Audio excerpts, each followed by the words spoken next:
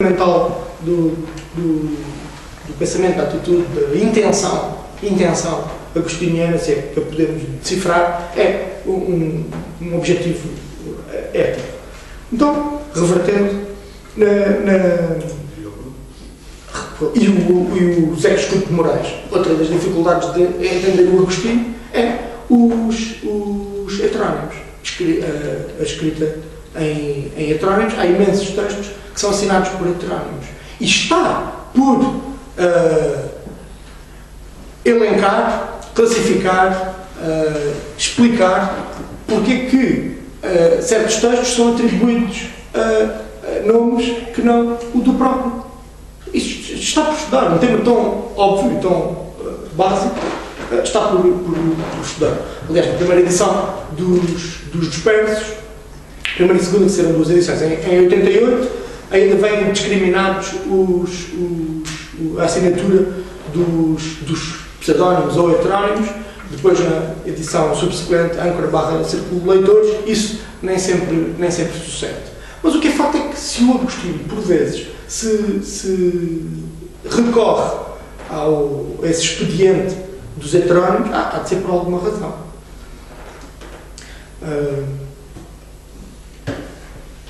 Há de ser por alguma razão. E o José Escudo de Moraes era esse que dizia sempre reverta. E não é por acaso que quando o Agostinho volta do Brasil, há um texto memorial. Ele começa a escrever textos memoriais, que é uma coisa que já vinha desde a década anterior, que ele escreve aquelas ficções memoriais ou memórias ficcionais da Herta, Teresinha e João, e depois das lembranças sul-americanas, que não são apresentadas por si, mas são assinadas por um tal Mateus Maria Guido, não é?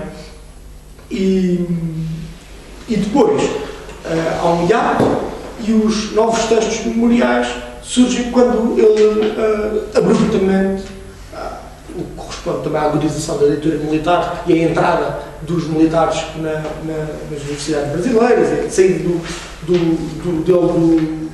do Brasil, e ele de repente inventa uma série de pseudónimos ou heterónimos e começa a editar aqueles textos. O Pedro citou um que é o Goa, o outro é a Beira em Moçambique. Há uma série de folhetos e de textos que ele envia por correio, cartas circulares, folhetos, vários registros textuais, vários géneros literários que ele vai cultivando e que vai publicando com diversos pseudónimos e heterónimos.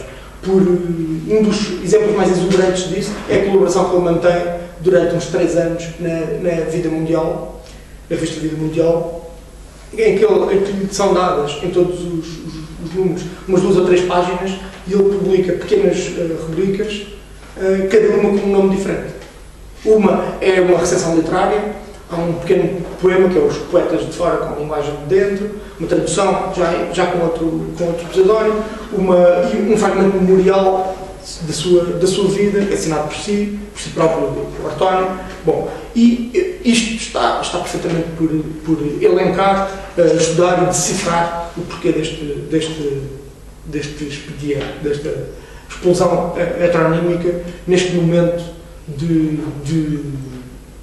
provavelmente de crise ou de regresso a Portugal. Num desses textos, por exemplo, no Beira, Moçambique, Clássicos do Mundo Português, que é de 70, que é assinado pelo Conceição da Rocha, há uma referência muito interessante, em que ele tenta reconstituir o que é que aconteceu em Brasília, e ele diz: tive tanto prazer em ter ido às aulas do meu amigo Agostinho da Silva, ele a colocar-se de fora, do meu amigo Agostinho da Silva, do meu amigo Eudório e do meu amigo António Tel, que por essa altura estava em Brasília, e que pena foi não ficasse entre nós. Que pena foi não ficasse entre nós.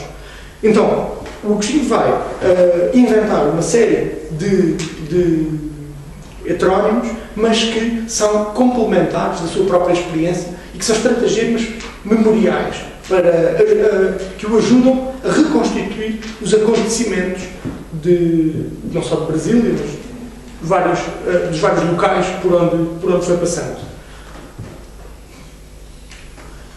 Então, sobre o sebastianismo,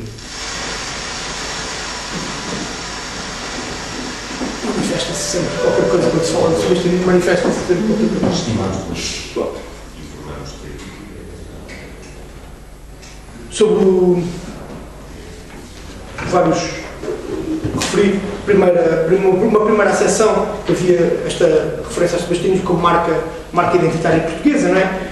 E que ele dizia, vou citar, a aventura do comércio e da navegação a ambos tentava, aos ingleses e aos portugueses, como igualmente os atraía a terra nevoenta e misteriosa em que se assumira o rei Artur e em que Dom Sebastião viria assumir. Romances de cavalaria de um a outro passavam e em ambas as terras encontravam o mesmo interesse. Mais do que interesse, o mesmo poético toque de inclusão da ficção na vida. Então ele coloca como característica cultural de longa duração de ingleses e de portugueses este toque de inclusão da ficção na vida. Ele coloca isto como estruturante da história cultural portuguesa e como alentador dessa mesma história cultural. Por outro lado, noutro texto, e então mostra, neste texto se viu, sobre o ciclo arturiano e sobre o mito sebastianista, é algo de específico destes povos, é algo que podemos utilizar para distinguir estes povos. Noutro texto, vemos como um ponto de partida de que é completamente diferente. Ele diz-nos assim: o sebastianismo, isso encontra-se em todos os continentes, em todos os lados. Se encontra-se em todo o lado. E então, a propósito de uma recensão ao livro do António Machado de Pires, à primeira edição, que é de 72, é este período muito rico das recensões, em que o Agostinho faz recensões que são recensões muito subjetivas, muito comentadas, em que o Agostinho se coloca muito de si próprio, mais do que fazer uma descrição objetiva do livro, ou integral, na tradição literária a que ele pertence, em que o Agostinho dialoga com esse escritor. Este período das recensões, que é este período também do regresso, 69, 70, 71, uma das recensões que ele faz, é em 72, é a primeira edição do livro do clássico do António Machado de Pires, aquela seguinte da antologia, Dom Sebastião e o Encoberto. E ele diz, pode parecer que isto é um livro de literatura, mas não é. Isto é um livro de antropologia cultural. Antropologia cultural. E porquê que é um livro de antropologia cultural? Porque é um livro que fala daquilo que é culturalmente humano, daquilo que é humanamente cultural, daquilo que é universalmente presente em todas as culturas humanas. E, quando ele fala e o sebastianismo encaixa aqui, e ele diz mesmo taxativamente, aquilo que em Portugal se chama sebastianismo aparece em todo o mundo, em povos da Ásia, Europa, África ou América, sempre que a sua cultura é esmagada por uma cultura de maior força material. Então, que a partir de outra perspectiva, por ocasião, estimulado pela recensão do livro do António Machado de Pires, o Agostinho já dá outro contributo para o afrontamento do complexo cultural sebastianista. Então aqui já não é sintoma, já não é marca identitária portuguesa, aqui o sebastianismo insere-se como manifestação cultural universal, que em Portugal se chama sebastianismo, mas que está presente em todo o lado, de momentos em que um povo, uma cultura, é esmagada por uma força material superior, como ele diz. Uma cultura esmagada por uma cultura de maior força material. É a expressão dele. Então, um segundo sentido, oposto ao primeiro, de sebastianismo. No terceiro sentido, é aquilo que o Pedro mais desenvolveu e aquilo que em muito dialoga com o António Telmo, tem a ver com a sua grande preocupação numa interpretação coerente da história de Portugal. Uma interpretação que fosse ao mesmo tempo coerente, consistente, mas que ao mesmo tempo tomasse em consideração os aspectos mitopoéticos, os aspectos simbólicos e que desse aos seus ouvintes, aos seus leitores, um alento prospectivo. Não é? Aquilo que o Miguel Real aqui chama de fazer do sebastianismo um motor ético do futuro. Não é? Um motor ético de fazer futuro. Bom, e quanto a este sentido, podemos ver a visão podemos equacionar, podemos entender, podemos interpretar a atitude que o Agostinho tem sobre o sebastianismo, mostrando os seus matizes, que aqui se inserem nesta visão. Por exemplo, uma citação. Quando Carlos V aboliu os privilégios do povo espanhol, logo surgiu o mito do encoberto. Explicação.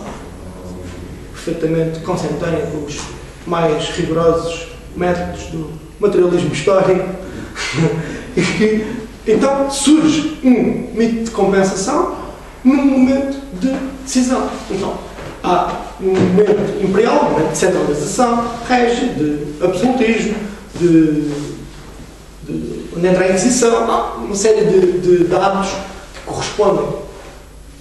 O Agostinho diz, em dado momento, e aqui entramos no diálogo com o António Telmo, o Dom Afonso V foi o último rei verdadeiramente português. Não é? Depois a seguir, entre os investidores na Bolsa, os maquiavelistas, os gestores do Império que se transformou em Empório. Bom, então, a partir daí, há uma cisão fundamental entre as elites e o povo começa a desejar, a projetar um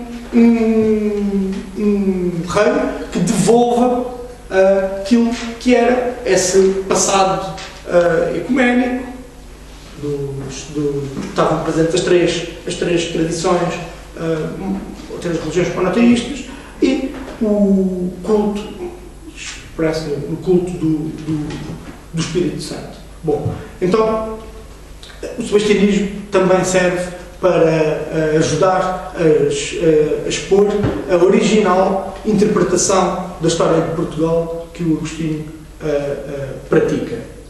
E depois podemos ver também no Sebastião, como o Pedro já aludiu, também uma imagem do rei menino, ou do menino rei, não é? Muito afim daquilo que era praticado no culto do Espírito Santo. Então, por aí, também é mais uma razão porque o mito sebástico ecoa algo profundamente entranhado na memória antiga portuguesa, na memória recalcada do povo português, num culto que também ele foi constrangido e tolhido na sua prática, do Paracleto, do Consolador, não é? E que o Agostinho vê, bom, também por aqui, o sebastianismo diz algo, também tem esta importância de figurar a coroação de um menino, não é? Pode ser virgem ou não virgem, ou ter ido à escola ou não ter ido à escola. São ingredientes simbólicos que pouco importa se o verdadeiro Dom Sebastião corresponde a isso ou não. Aliás, o Agostinho, sobre isso, é muito... Ele que pedia ao António Telmo para ter cuidado com os documentos, para ir procurar documentos, ele próprio diz isto assim. Isto é fantástico. Pouco importa, esta frase parece-me fantástica. É de um texto que se chama Noutro Ponto, a fonte, também deste ciclo de textos do princípio dos anos 70.